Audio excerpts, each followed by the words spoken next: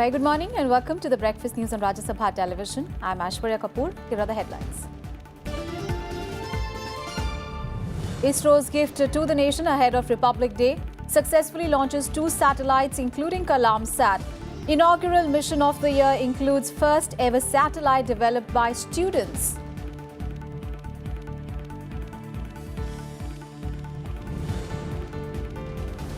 Chief guest at Republic Day parade, the South African President Cyril Ramaphosa starts 2-day visit to India. Will hold talks on stepping up cooperation in defence and strategic partnership with Prime Minister Modi today.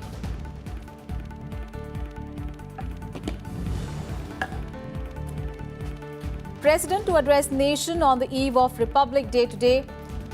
India's highest civilian honours, the Padma Awards, to be announced. It is the year when post-millennials will cast their ballots for the first time. National Voters' Day to be observed at 10 lakh polling stations. President to be the chief guest at the main event themed "No Voter to be Left Behind" in Delhi.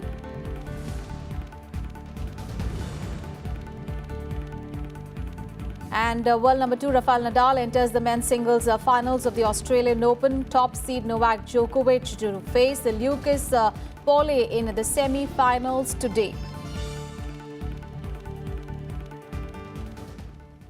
In India's first space mission of this year, ISRO successfully launched a Microsat-R and Kalam-Sat on board its Polar rocket PSLV C-44 from Sriharikota. At the end of a 28-hour countdown, ISRO's most trusted workhorse, Polar Satellite Launch Vehicle, blasted off from the first launch pad of the Satish Dhawan Space Centre at 11:37 p.m. on Thursday.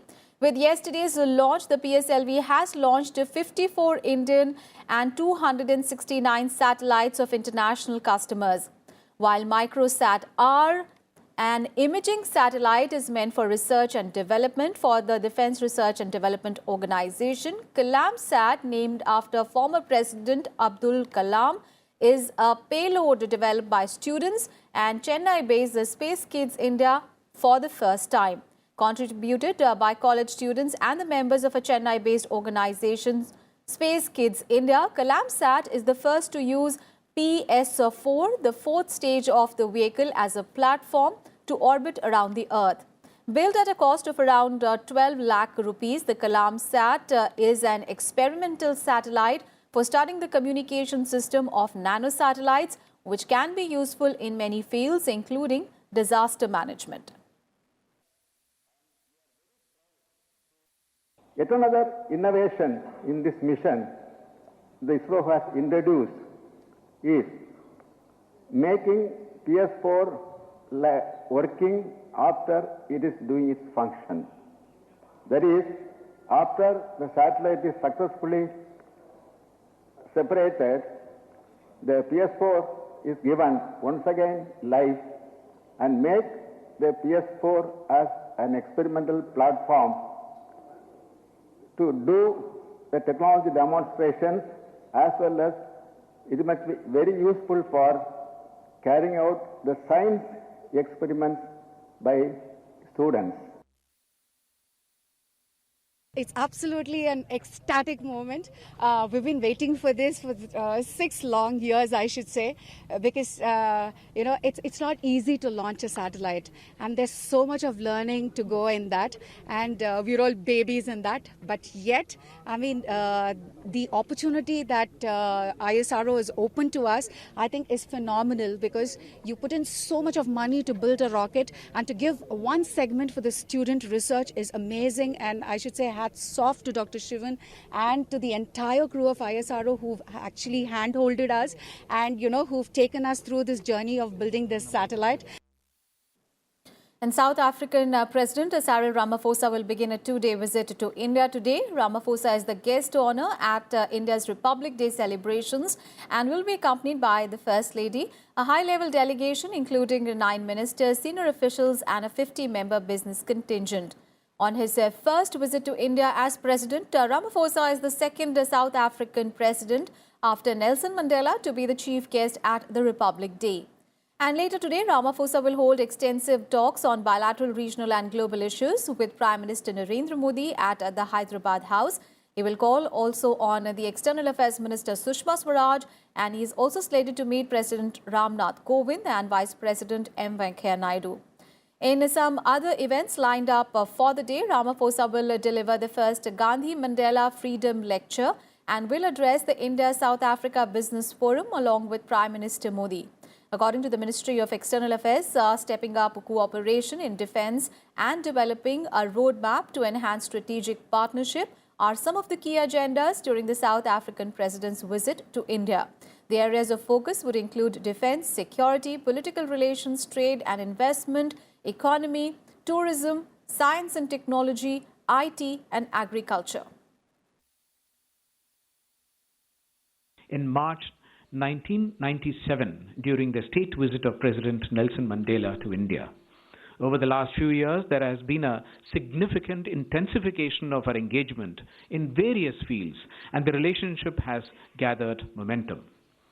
Prime Minister's bilateral visit to South Africa in 2016, South African defense industries are looking at our Make in India initiative with renewed interest. India and South Africa have a strong interest in maritime security in the Indian Ocean region.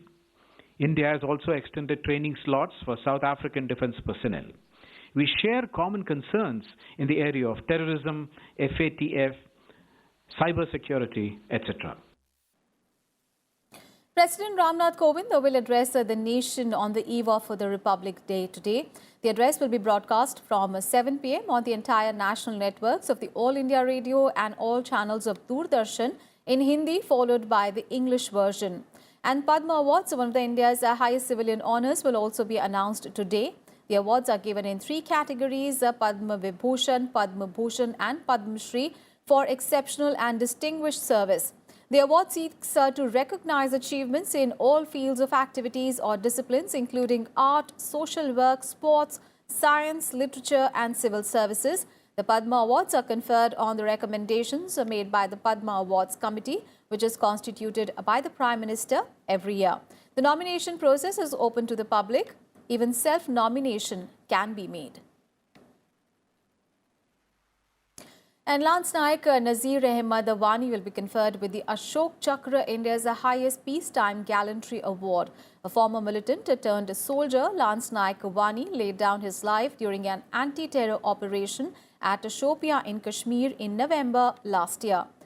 Hailing from Kulgam, 38-year-old Wani died on 25th of November during a fierce gunfight with the Hizbul and Kashkar terrorists at Batagund village. Wani was part of a number of anti-terror operations in South Kashmir. He has also been awarded with the Seva Medal for his indomitable spirit in fighting terrorists. His wife will receive the Ashok Chakra at the Republic Day Parade on 26th of January. Prime Minister Narendra Modi on Thursday interacted with the winners of the Pradhan Mantri Rashtriya Bal Puraskar 2019. Prime Minister Modi congratulated the award winners and encouraged the extraordinary gifted children to stay connected with nature. He said that these awards offer an opportunity for the recognition of the talented children and serve as an inspiration for others like them. The Prime Minister also spent some light moments with the children, asking them about their activities. He also shared the stories from his childhood. The Prime Minister obliged the children, who asked him for the autograph as well. And during the interaction, the children also shared their inspirational stories with him. And after meeting with the Prime Minister, these winners participated in the special program of Rajya Sabha television. During the interaction, these children shared their experiences with us. Let's take a listen. I come from a neighborhood in Bangalore that faces shortages of electricity and water on a regular basis. And moreover, the technologies used in buildings weren't sustainable. मैंने अपने 5th birthday पे 1008 plant लगाए थे और 6th birthday पे 2500. I won the Classical Voice of India competition and also received the title Classical Voice of Karnataka in the year 2017. मैं उड़ीसा से हूँ और मुझे ये पुरस्कार इनोवेशन के लिए मेरा इनोवेशन है कि मैंने एक बायोरेमेडिएशन मेथड निकाला है जो उड़ीसा में आपको बताना चाहूँगा कि हमारे देश का 98% क्रोमियम माइनिंग उड़ीसा में है जी। और जाजपुर डिस्ट्रिक्ट में ही वो केंद्रित है। तो वहाँ पे जो क्रोमियम माइनिंग के साथ साथ जब हमें इतनी अच्छी चीज़ें मिल रही है तो कुछ पॉल्यूटेंट्स भी मिलना उनका स्वाभाविक है। Prime Minister Narendra Modi on Thursday welcomed tableau artists, tribal guests, NCC cadets and NSS volunteers to his residence in New Delhi, congratulating the artists and participants for their participation in the Republic Day parade and related events. Prime Minister Modi said that this is a great opportunity of their lives and the whole country takes inspiration from them. The Prime Minister spoke on the importance of discipline in daily life and added that discipline is an integral part of the NCC. He said that citizens should remain aware of their civic duties at all times. PM Modi said that civic duties combined with the aspirations of the people will take India to great heights. On the occasion, Prime Minister Modi also witnessed colourful cultural programs by some of the invitees. And President Ramnath Kovind will be the chief guest at the 9th National Voters' Day event in New Delhi today. The event, organised by the Election Commission, is being celebrated at more than 6 lakh locations, covering around 10 lakh polling stations across the country. During the function, the new voters shall be felicitated and handed over their elector photo identity card. Ahead of the upcoming Lok Sabha election, "No voter to be left behind" is the theme for the event. My Vote Matters, a quarterly magazine, will also be launched on the occasion, and the first copy will be presented to the President. And on the eve of the National Voters' Day, Chief Election Commissioner Sunil Arora on Thursday clarified that electronic voting machines, that is EVMs and VVPATs, are here to stay. He asserted that India is not going back to the era of ballot papers. Chief Election Commissioner Sunil Arora made it clear on Thursday that no intimidation, no coercion or pressure will lead to usage of ballot papers in the elections. He said that in the recently held assembly elections in 5 states, there was not a single incident of discrepancy between the voter verifiable paper audit slip and the vote cast by the EVM button. In fact, it's not I, it's the entire ECI. It's the ECIs of the past and it will be the ECIs of the future, that we are not going back to the era of ballot papers. And we are not going back to that era where we have ballot papers being lifted, musclemen being employed, besides the delay in the counting and also too much harassment of the polling staff on the ground. The Chief Election Commissioner underlined the motivated slugfest over the EVMs. He also stressed that in 2014 general elections, there was one result, while in Delhi Assembly polls, there was a different outcome. The Assembly elections conducted in different states have also thrown up varied results. Elections in Himachal Pradesh, Gujarat, Karnataka, Tripura, Nagaland, Mizoram, and now Chhattisgarh, Madhya Pradesh, Telangana, Rajasthan, maybe 1 or 2 states are left since then, including some by-elections to the Lok Sabha. The results have been completely different at different times. You're all very learned people. My simple question is that if the result is X, EVM is right. If the result turns out to be Y, the EVM is faulted. Delhi police have already registered a case based on a complaint filed by the Election Commission against a self-proclaimed cyber expert who alleged that EVMs had been hacked and polls rigged in 2014. Kriti Mishra, Rajya Sabha TV.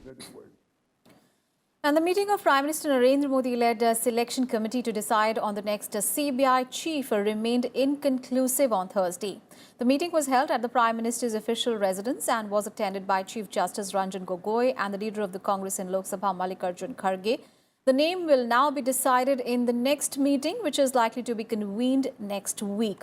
The post of the CBI chief has been lying vacant since 10th of January, with Nageshwar Rao working as the interim CBI chief. We'll take a very short break here. News and updates continue on the other side. Stay tuned.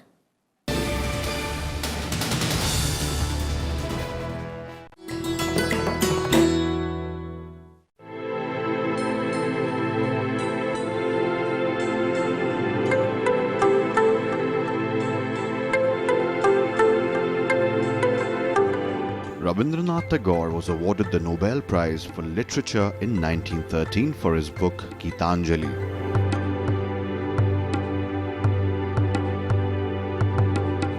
In 1950, he composed the music and lyrics for India's national anthem, Jana Gana Mana. And when Bangladesh became independent in 1971, they chose Tagore's song, Amar Shonar Bangla, as its national anthem. Tagore's life and works have made him a cultural icon, studied the world over, even into the 21st century.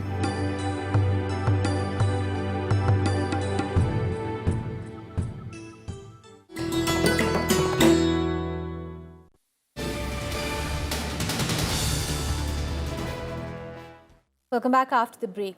The Supreme Court has made it clear that a 31st of July 2019 deadline to finalize the National Register of Citizens for Assam cannot be extended. In its order on Thursday, the top court asked the state government, the NRC coordinator and the Election Commission to ensure that the upcoming general elections do not slow down the process.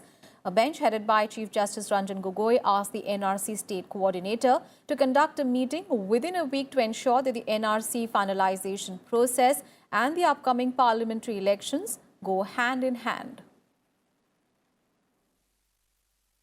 And the Bombay High Court on Thursday said that the Election Commission had a constitutional obligation to hold fair elections and hence should take steps to prohibit advertisements or paid political content on the social media. The court sought to know from the Election Commission how it was planning to prevent the social media from publishing or sponsoring any political advertisements or releasing paid political content 48 hours prior to the elections. Chief Justice Naresh Patil and Justice N.M. Jamdar were hearing a petition filed by a Pune-based lawyer seeking directions to the Election Commission to restrain any form of advertisements, video or messages 48 hours before the elections. The petition also demanded the regulation of social media sites like Facebook, Twitter, YouTube and Google during the no campaign period before voting commences. It stated that the court should make it mandatory for political stakeholders to take approval from the Election Commission before publishing or sponsoring any political advertisement on social media platforms. And with an aim to provide new opportunities and to eliminate inequality, National Girl Child Day was celebrated across the country yesterday. The theme of the event this year is Empowering Girls for a Better Tomorrow. Addressing the event, Union Minister Maneka Gandhi said that a Beti Bachao Beti Padhao campaign will bring unprecedented change in the society. Union Women and Child Development Minister Maneka Gandhi says the Beti Bachao Beti Padhao campaign has been successful in bringing a complete social change with the consistent efforts of the government. She said this while addressing the National Girl Child Day 2019 held at the Pravasi Bharatiya Kendra in Delhi. On the occasion, Maneka Gandhi also honoured 5 states and 25 districts for their outstanding work in the field. 4 years ago, the Honourable Prime Minister gave us this program to design. I was really quite scared because this is not a simple program of distribution of cycles, distribution of something or the other. It involves an entire social transformation. And a social transformation of an evil that has been with us for the last how many thousand years. So how would we be able to do it? The centre has been passionate about girl-child education and bettering the sex ratio in the country. Under this program, the government is organising the Beti Bachao Beti Padhao week from 21st to 26th January with the slogan Empowering Girls for a Better Tomorrow. Under this campaign, girls are being provided with maximum support and facilities in every sphere. The celebrations also aim to spread awareness about gender discrimination. I am standing in front of you as proud as can be because I won fat, destroyed it is evil claps on me by taking charge of my life. I called up Tiruvannamalai District Collector's office on 4/7/2070, the evening before of my wedding day, and informed about my marriage. The collectors, social welfare officers headed by the team of revenue and police officials came for my rescue. We are advocating gender equality and empowerment of women, and with the widespread advocacy of Beti Bachao, Beti Padhao in Wokha district, I can say with conviction that our Lotha community in particular and Nagas in general are now more receptive to positive change.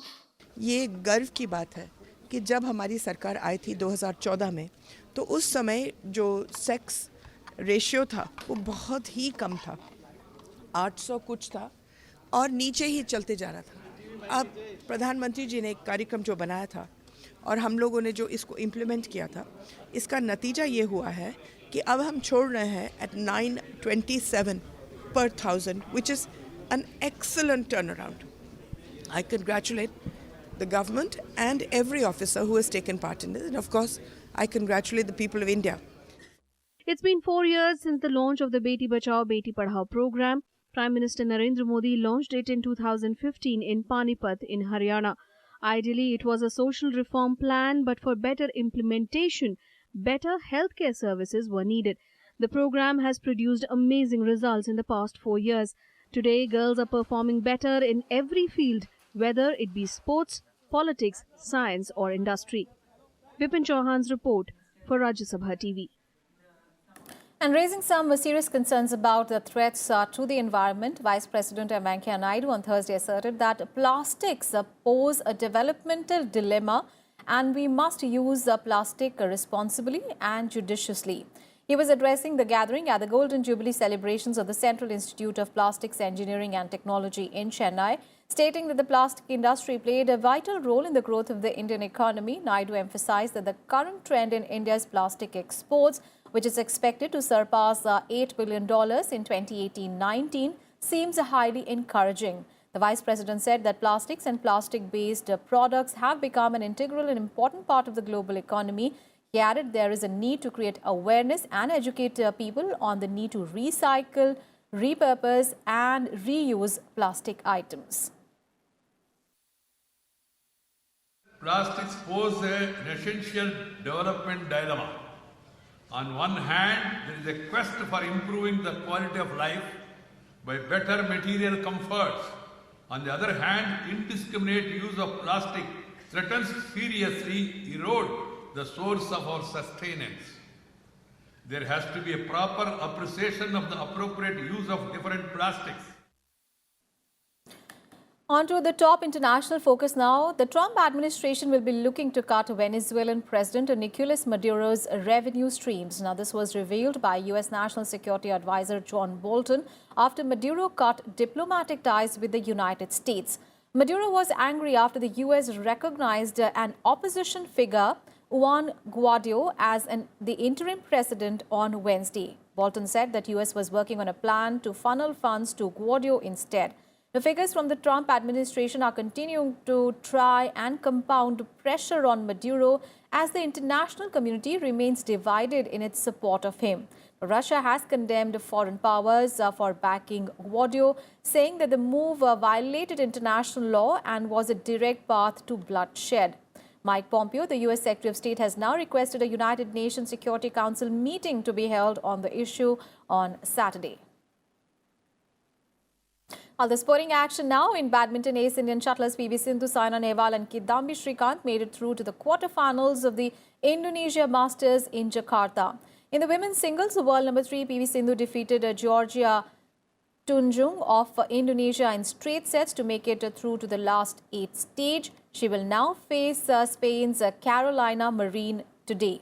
In the other women's singles, Saina Nehwal also made it to the last 8 stage after defeating her Indonesian rival Fitrani. She will now face Ponropawi Chorchuwong of Thailand today in the quarter-final. In the men's singles, 8-seeded Srikanth registered an easy win over Japan's Asian Games bronze medalist Kenta Nishimoto. He will next face Jonathan Christie in the quarter-finals.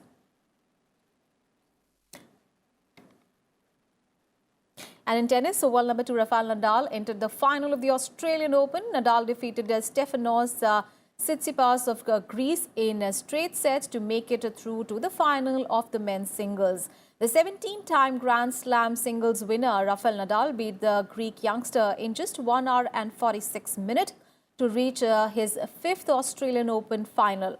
Tsitsipas, who eliminated double defending champion Roger Federer in the 4th round, was unable to beat world number 2 and got eliminated. And the men's singles semi-final match, top seed Novak Djokovic will now face Lucas Paul of France today. Djokovic reached the semi-finals after Kei Nishikori of Japan retired from the quarter-finals after trailing 6-1, 4-1. And that's it in this edition of Breakfast News. Thanks for watching. Have a great day ahead.